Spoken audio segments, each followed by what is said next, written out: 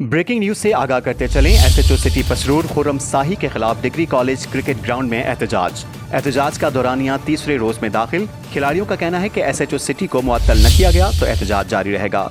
नाजरीन, हम आपको यहाँ पर ब्रेकिंग न्यूज दे रहे हैं। एसएचओ सिटी पसरूर खुर्रम शाही के खिलाफ डिग्री कॉलेज क्रिकेट ग्राउंड में एहतजाज का दौरानिया तीसरे रोज में दाखिल।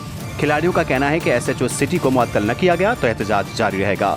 मोहम्मद इरफान हमारे नुमाइंदे पसरूर से हमें बताएंगे मजीद अपडेट्स क्या हैं। जी मोहम्मद इरफान, बताइएगा। जी, पसरूर एसएचओ सिटी के खिलाफ क्रिकेट एसोसिएशन और सिविल सोसाइटी ने एसएचओ सिटी को फिलफौर मुअत्तल करने का मुतालबा किया था।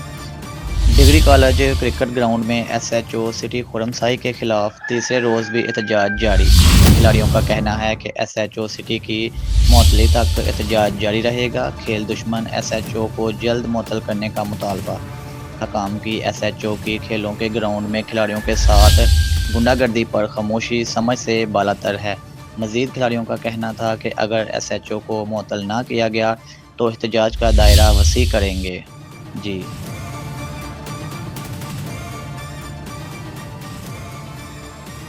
बहुत शुक्रिया मोहम्मद इरफान, जो आप हमें पसरूर से अपडेट्स दे रहे थे।